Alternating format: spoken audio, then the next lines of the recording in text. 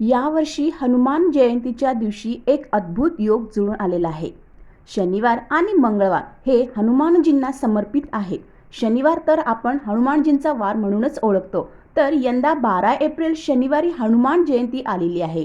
तर हनुमान जयंतीच्या दिवशी तुमच्या घरी मारुतीरायाचा जर फोटो असेल तर तो स्वच्छ पुसायचा आहे। एखादा चौरंग किंवा पाट मांडायचा आहे। त्यावर हनुमानजींचा फोटो ठेवून एक तुपाचा एक तेलाचा दिवा आपल्याला लावायचा आहे। धूप अगरबत्ती ओवाळून घ्यायचा आहे।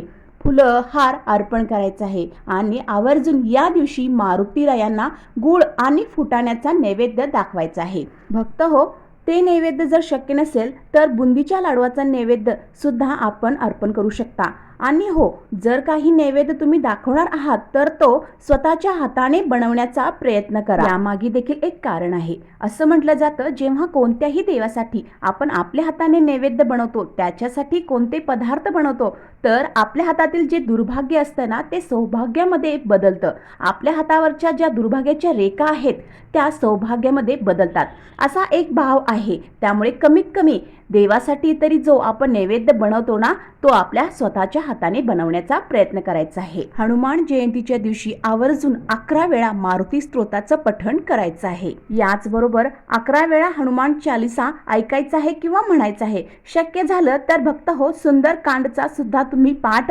करू शकता। या दिवशी आवर्जून तुम्ही रामरक्षेचं सुद्धा पाठ करू शकता। यापैकी काहीही सेवा करणे जर शक्य झाले नसेल तर मारुतीच्या मंदिरामध्ये जाऊन तिथे हनुमानजींचे दर्शन घ्यायचं आहे आणि 11 प्रदक्षिणा आपल्याला मारायच्या आहेत। मारुतीला जो दाखवलेला नैवेद्य आहे तो घरातील सर्वांनी प्रसाद म्हणून ग्रहण करायचा आहे। तुम्हा सर्वांना माझ्याकडून हनुमान जयंतीच्या मनापासून खूप साऱ्या शुभेच्छा।